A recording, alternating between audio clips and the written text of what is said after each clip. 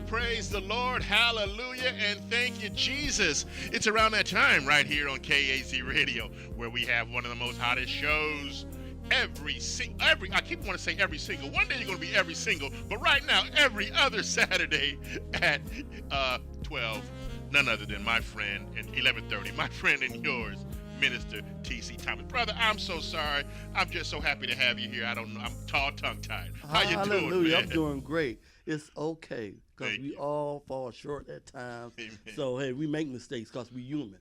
God let us know we need them. We still need them. So, welcome to Chop It Up, where we finna chop up some things, conversation, and have some fun. It's a Christian-based talk show. So, welcome. I appreciate everybody coming out, push and play. Thank you for spending time with me and Chop It Up. I have a special guest today, a good friend of mine. We go way, way back. I knew him maybe since he was small, knee-high to a grasshopper. Yes. My friend Michael Stitz. Say hello to everybody, Mike. Good morning. Good morning. How's everyone doing today? All right. I just want to give a shout out to my wife before I get a whooping. Phyllis, I love you. Hey, Phyllis. Shout out to my sister Felicia Thomas, live out in Texas. My Pastor Jones, Pastor Tulsi, Pastor Rita, we love you, and House Church. Just want to say hello to everybody. And Dr. Maynard, we love you here. You know you do us justice. You want to say hello to your mom before you get me in trouble, Mike? I just wanted to say hello to my mom, my sisters, Kathy and Karen. Kathy and Karen. They're down in Winston-Salem, North Carolina, hopefully watching. Yes. And then also my friend Kiana and her son Jaden, and all my church family at St. Adelbert, and my retreat family at Let Go, Let God. Okay. Well, once again, welcome to Chop It Up, where we have real people. As you see, he's real. Real issues and real answers. Hallelujah. Okay. Today we're going to be talking about overcoming adversities. Mike has some adversity in his life as well as everybody else, but he decided to come and share, and I appreciate him. He's going to tell you a little story that happened to him as he was growing up. He come from a good family, and things happened, and he's going to share a little light what happened and how he was able to overcome it. Mike, go. Well, I decided to share on something that I overcame. It definitely wasn't on my own, but it was with the help of God and a lot of other people. I struggled with addiction, specifically alcohol and drugs. And like Tim said, I did come from a very good family. My father, who was my best friend, my mom, who was like a saint. Sweetheart. Yeah. He telling you the truth. His father was a role model to me. Yeah. I mean, I loved him to death. And mine was great. I grew up with a mother, father, and a grandmother in the household, and they taught me right from wrong, gave me a great education, a stressed education. So I benefited from a Catholic education, K through 12, and went on to college and graduated with a bachelor's in engineering. And but in spite of all the great upbringing that my parents instilled in me, in spite of all the history of African Americans that made me proud to be black and proud to be who I was, I still became addicted. And it started probably around the age of 13, I would say, is when I took my first drink. And it's a progressive disease. So, when you start, it just keeps progressing. And Let me ask you a question real quick. I had to cut you off, but that's what I do. What made you take that first drink? I really don't know for sure, but I think at the time I was shy. I was always heavy. I, tried to fit in. And you being one of my best friends growing up, you probably didn't think of me that way. No, I didn't think I like you. We all but, fit but in there. inside, that's how I felt. And Okay. So it's something that's on the inside. It may not be on the outside so much, but Right. what you carry on the inside. Right. And a lot of it was my thinking. So, me and a couple of friends were hanging out and one summer, and we each decided to buy our own 40 ounce of Old English 800. Not Old English. Oh, you get tore up. Oh, sorry, y'all. You get tore up. I had Old English one time. Right. Maybe twice. I think you did. Yeah. But, no major consequences from that. I enjoyed it. It made me feel comfortable in my skin. We went back to my house and played some music in the basement. My house was a gathering house for everybody in the neighborhood and Parliament. outside of the neighborhood. Yeah. One nation under the groove. And so, I was able to dance at the parties and, walk across the room and not be afraid of the girl turning me down. So it almost sounded like this drinking gave you a little false courage. Absolutely. Y'all hear that? Absolutely, it did.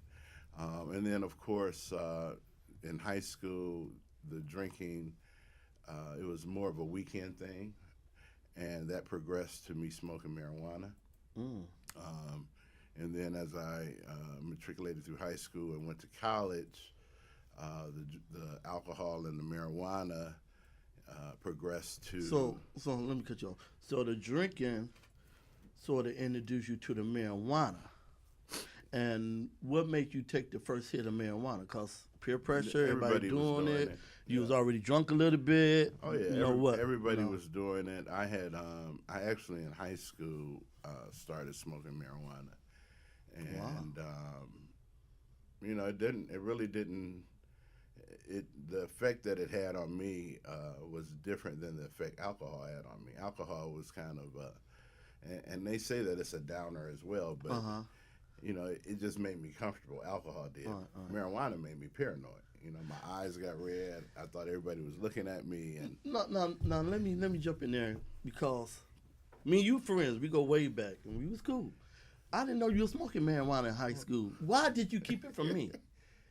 Because I was a square, or you like, I want to, tell me why you kept it from me. I thought we was friends. I didn't know you was smoking marijuana. I don't really think I was trying to hide it.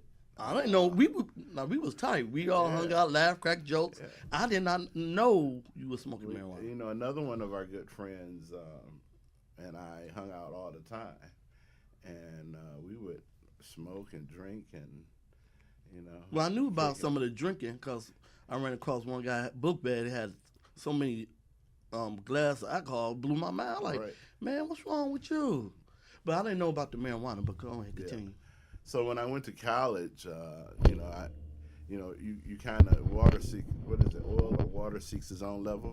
So, finding friends that did what I did and drank like I drank wasn't hard at all. So birds of a feather flock together. And so, that progressed to cocaine. And No.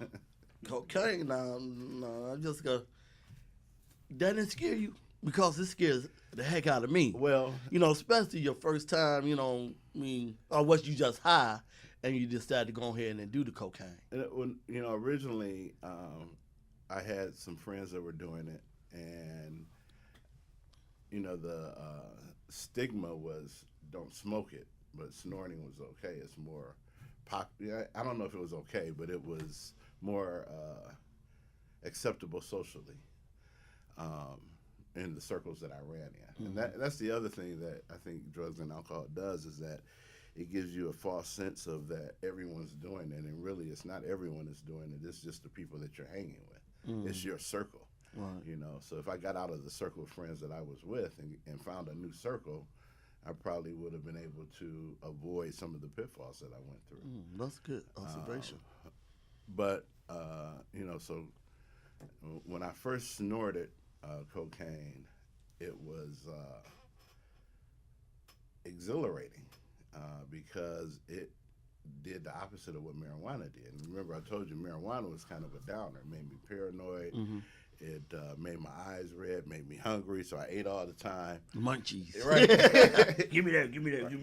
But cocaine was just the opposite. It got you hyped. It, made you want to go out and party, kick it with some women, So it made me more comfortable than what the alcohol and the marijuana did. Now, more Correct me if I'm comfortable wrong. on my Now, skin. I now should say. correct me if I'm wrong. Now, I'm looking at everything when you talk about this story. Now, cocaine was more expensive, not so? Well, you know, that's a good observation. And what happened was, you know, there's a lot of theories, but my personal opinion is that our government flooded our communities with drugs, guns. You know, you have a liquor store on every corner right next to a church, you know. So they flooded our neighborhoods with that. And back in the day, cocaine was considered the rich man's high. Right, because I'm thinking you in college, and, you know, I was struggling in college. And, Well, you know, y'all know your dad and them, you know, they was great, but then, you know, it cost money. Absolutely. You know, so what was you spending on Well, cocaine, you think? Oh, And did that mess up some of your everyday activities because of lack of money? well, you know, I worked through college. Okay. On a part-time basis, but I was making very good money. You know, $200-300 a week. Now you could give me a loan. I was struggling. And you know, they also invented this drug called crack, Okay, yeah. which made it more. Addictive, right? Well, no, No? It just makes it more affordable. You know, because you could buy $10 worth, $20 worth, $30 worth. You didn't have to go and buy a large amount of powder. Mm. But you know, when I first started snorting, I always said I ain't gonna never smoke it because that was like taboo. Right, that's like the next level. And until I reached that line, that line that I said I would never cross. I reached it, and it was very easy to take a step over it. You know, it didn't take much to make me do it. Mm. And, So and now so you when at I a did point. It was just So now you at a point where you said that's a point of no return. You wouldn't cross that line, and you found yourself crossing the line. And- Did it make you nervous, afraid, or you like? well. what By the that heck? time, you know, there had been many lines that I had crossed because you know I also said I would never take a drink. Okay, I also said that I would never smoke marijuana. right, I also yeah, said that I would never snort cocaine. Okay. And then I also said I would never smoke it. okay, You know, so every time I got to those points where I said I would never do, for some reason or another, you know, whether it was inside of me, my thinking or whatever, I chose to cross that line. So, correct me if I'm wrong. Soon you cross the one line, you're in trouble. Yeah, I mean, You could be in some yes, trouble. Soon you cross absolutely. that You're- first line, people. I'll put it could like be this. trouble.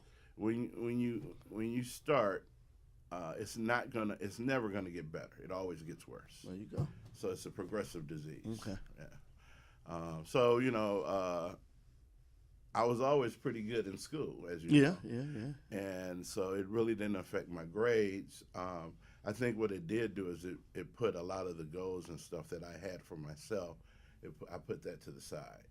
So I missed opportunities. Okay. I didn't apply myself the way I could have and gotten better grades. So as a result, when I graduated from college, I didn't have a job. I only interviewed with maybe 2 or 3 companies. Okay. And I never interned during the summers with, I interned back here in Cleveland, but not with any companies through the school. Mm-hmm. So I set myself up to not have a job when I graduated, so I wound up moving back to Cleveland. Okay. And again, water seeks its own level, so I wound up finding people who were just like me. And So when you moved back to Cleveland, was you slowing up on drug activities, or it was about the same? somewhat, because I knew that there was a possibility of having to be tested for a job, and I knew that in order to secure a good job, I would have to perform, and my system would have to be clean. Right. You try the quick fixes, Golden Seal, and other things. I think it was vinegar and water and cranberry juice. all the None of that all stuff. the home really works. remedies. If you just join us, welcome to Chop Right. It Up. We here with real people, real issues, real answers. We here with Michael Stitz. I'm your host, T.C. Thomas, and we talking about overcoming adversities. Right now we're talking about drug addiction, and Mike is telling his story. Continue, Mike. So, I'm going to shorten the story because basically what happened, I moved back to Cleveland. I worked at a company for about 3 years and decided to become a teacher. And I wound up moving from Cleveland to Houston. And when I decided to become a teacher, I said, all right, I'm going to give up all this other stuff and just drink. Okay. Because I really didn't think alcohol was the problem. Right. No DUIs, no sleeping under bridges, no accidents or anything like that. Right. And that's not really true because there were accidents, but I never thought they were my fault. It ain't my fault. It ain't my fault, man. So you decided to basically get rid of some of the monkeys that was on your back, like the crack cocaine, the marijuana, Well, I and tried just stick to. with drinking. I You like tried that was your I tried to, and that lasted. I remember very vividly when I moved to Texas. I had to leave Cleveland and drive to California for 6 weeks of training, and then from California I went to Houston. Okay. And when I left Cleveland, I said I'm going to give up, the drugs, the cocaine, marijuana, and red meat and pork. All right. Well, you can pass me over the red meat and the pork right now. Well, that lasted about 10 minutes because I passed the Burger King. That's my boy, And the y'all. Whopper was calling my name. Plain boy, yo. And then the drugs lasted probably about, the marijuana didn't last long either, but the cocaine lasted about 8 or 9 months. Wow. And one day I just decided to pick it up again. No. Let me ask you this, because you grew up in a Christian-based home. Absolutely. So Prayed together. Where, went to church did you see together. God anywhere in this, or did you put him on the back burner too? Oh, I definitely, or what? I definitely turned away from God. When I went to college, I don't remember. I know I went to church. Mm-hmm. I was born and raised Catholic. Right. I so was with you. But I never went to a Catholic church. Not that matters, but Right. and the only time I remember going to a service was when I was trying to join the fraternity. Okay. Because we wanted to fellowship together. Right.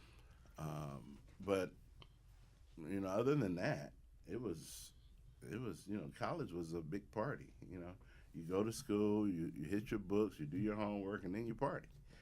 And I did a lot of it. From the very first week that I entered college until 6 years later when I graduated with that 4-year degree. Okay. Now, could it be safe to say that when you put God on the back burner, did he put you on the back burner? No, that's definitely not the case. He was there with you. Yeah, you know what? If it wasn't for God, I probably wouldn't be here right Amen. now. Because See, that's what I like. Go ahead, tell it. Well, there were several instances where, even in college, where I should have died. I was in the backseat of a Chevy Chevette after 2 parties. We were going to a third party and following a car that was going over 100 miles an hour on the freeway, and the Chevette was just trying its best to keep up. And the girl was driving, thought she could make an exit from the high-speed lane. Wow. Flipped over several times, and she got out hysterical. My buddy that was in the front seat got out, started stepping. And, y'all was. And I squeezed out the back window, and my first thought was, let's get rid of the evidence. So you wait, I don't even know about this story, y'all. So y'all was high driving, man. Y'all could. God was really. We were, and good thing for mother prayers. I just feel like Mama was praying. That car was totaled, and the crazy part of that story is that I get out and I said, let's get rid of all the evidence before the police show. I coached the girl on what to say to the police so we don't get arrested. She didn't follow my instructions, but we didn't get arrested. God showed up. Yeah, and wow, that's and remarkable. the tow truck driver who towed the car away and gave us a ride. Said, "Where do you want to go?" And I said, "Take me to the party we was going to." Wow. Now this is probably about 3-4 in the morning at this time. Now, what I'm seeing is that when you really on this stuff, you lose reality. You just have one track mind, and people, you got to wake up. You got to wake up. Yeah, you know, definitely getting to the next high was always there. What's the It goal? was always the thought. Mm-hmm. I don't know at that point in my life if I put everything else on the back burner. You know, I was still functioning, so I was still going to classes. I was still doing average work, trying to graduate. You know, so I didn't put everything on the back burner at that point. But as the disease progressed, it did get to that point. I mean, it got to the point when I was in Houston where I became homeless, carless. No, hold on, Mike. Jobless. Because now what you're telling me now this story reminds me of the prodigal son, because you had a good daddy, very good daddy, good mama, and you loving chose parents. to be homeless. Did they know this? Well, so here's what happened. This is crazy. This is my 5th year teaching, and I was a pretty good teacher. My students really excelled, but I was, you know, during the summers when I'm not teaching, I'm partying, and I stopped paying bills, stopped paying rent, stopped paying car notes, you know. Right. Started getting those letters and ignored them. Yeah. And one That's day a sign, when I came home, the sheriffs were in my apartment packing my stuff up. Wow. There was also some illegal stuff in that apartment. So when I came back from work, the person whose stuff that was broke in and got it, and the landlord pointed the police in my direction, so I got arrested. Oh boy. I'm going back and forth to court, and then I missed a court date. My lawyer fixed that out. Okay. Fixed that up. But then I wound up getting arrested again for a check that I had written, and stayed in jail for 30 days. So during that time, I'm like praying every day. I'm saying it's going to be different when I get out. I'm doing some like Christian meetings. Okay, that so they had you in jail. you started doing some Christian meetings. I'm really saying it's going to be different when I get Right. out. I'm exercising. I'm cleaning up the outside. Right. you So know. you're getting your mind back together. At least getting I'm on the right thinking track. I'm trying Right. to. Right. And I also had the opportunity of calling home and letting them know that I was in jail. And Okay. I knew my mom was going We'll to be cry. upset. Yeah. She cried right away. What I didn't think was my father would cry. And I heard him cry on the phone, and it tore me up. And so when I got out, you know, went back to the apartment. It was locked up. My car was repossessed. I never checked on the job because I figured they wouldn't want me back as a teacher anyway. So I'm living in a flea bag motel, running from room to room because I owe people. And you know, I really thank God I had some loving parents. Right, you know, right, because right. they said, "Do you want to come home?" And I said, "Yes." All right. Prodigal son, come home. Hallelujah. And so I know you felt good. Then you're like, Yeah, yeah, well, you I know. got something stable at the house. yeah, so Even though I'm messed up, I can go home. I can Yeah, get you something know. stable, get some love. Yeah. And I started. I came back home on 3 years probation and started paying my court costs and fees and fines, and you know, reporting to my PO. And So tell me the turnaround. Was that your turnaround point? no, not really. Well, tell me your turnaround point. So what 'Cause happened? Time to tick it. So 3 years. I was on 3 years probation. After I got off probation, I picked back up. I started doing the same thing again. Okay. And within like maybe 2 or 3 months, and it got into the point where I started missing work. You know, so I would get paid and then go missing for 3 or 4 days. Wow. I was driving my parents crazy because I was living with them. My sister wound up driving home from Virginia to put me out the house or go to treatment. And then I went to treatment. So I went to Rosary Hall, and God stepped in again. All right. Because God always stepping in. That's my now- God. now He'll originally- step in. Originally, I went to the Cleveland Clinic, Okay. and I didn't want to admit that I was suicidal. Wow. and they wouldn't admit me into the treatment. So we called Sister Juanita, Yeah, I remember her. She's who sweetheart. is a very close and dear friend of the family. Mm-hmm. And Father Tom Fett, who used to be the pastor at my church at St. Adelbert, he left the priesthood and became the director at Rosary Hall. Wow. And so Sister Juanita said, call Tom Fett. We called him, and he got me into treatment. Man, God was working it out before you was even figuring it out. God is a good God. Always. If you just make a step, He'll make 5, 6, 7, 8, 9, 10, 11, 12. He'll make them all. Right. Only thing you got to do is make that one step. People out there listening and understanding the situation, some of you might have been through this or might be going through this, there's always hope. When there's love, there's hope. We chopped it up with Michael Sticks. Go ahead and finish up. We got a couple more minutes. In treatment, you find out that, alcoholism is a disease. And it's basically, you have a mental obsession. Okay. So your mind is telling you to go get one, go get a drink, go get a drug, go get something. And but once you take that one, you can't stop. So you have that. First you have the physical craving. Okay. Then once you take that one, you get that mental obsession to get more and more and more and more. And there's nothing that can stop you but a spiritual change. All right, hallelujah. So it definitely. I started going to Alcoholics Anonymous. I started working the steps. I started. I never really stopped. Well, actually I did, but I started back going to church and getting active in church. Good.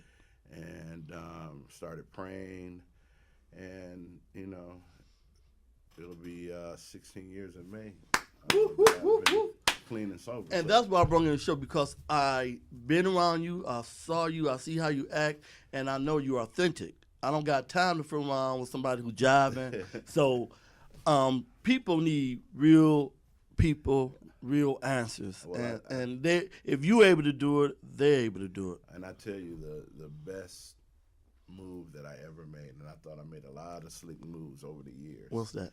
Was going to Alcoholics Anonymous. Okay. There's nothing wrong with getting help. Oh no, and I'm not by any means saying that they are the be all and end all, but they definitely helped me. Right. Well, God has different things placed to help us to get closer to Him. You don't always have to go directly to Him. Right. Or you can't go directly to Him. I'd rather go directly to Him. But you don't have to. You could go other avenues to get to God. Now, I'm going to read this. And let me say this. So okay. Going to Alcoholics Anonymous is going directly to Him because they stress you getting a relationship with your higher power. Yeah, relationship. I love that relationship. I'm going to read some out the Bible. 1 John chapter 2, verse 15 to 17. Love not the world, neither the things that are in the world. If any man love the world, the love of the Father is not in him. Come on, y'all. Y'all can't love this worldly stuff. The women, the drugs, the alcohol, the money, cars. Come on, y'all. Come on. This the word of God, and God's word is true. Okay. 16. For all that is in the world, the lust of the flesh, and that come on, lust of the flesh is tough. The lust of the eyes, things we see, things we want, come on. And the pride of life is not of the Father. You got to let go of that pride. You got to be humble, okay? But it's of the world. All that stuff, the lust of the flesh, the eye, and the pride of life is of the world. Okay, 17. And the world passeth away, and the lust thereof, but he that does the will of God abides forever. We abide forever. So my thing is this.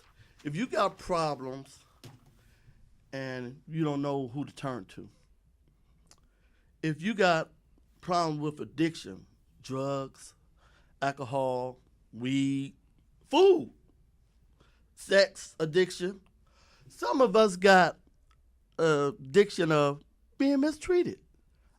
You'll hook up with somebody that mistreat you, and you'll love it, and you'll keep looking for somebody who mistreat you. If you got problems with your finance, problems with your family, problems with your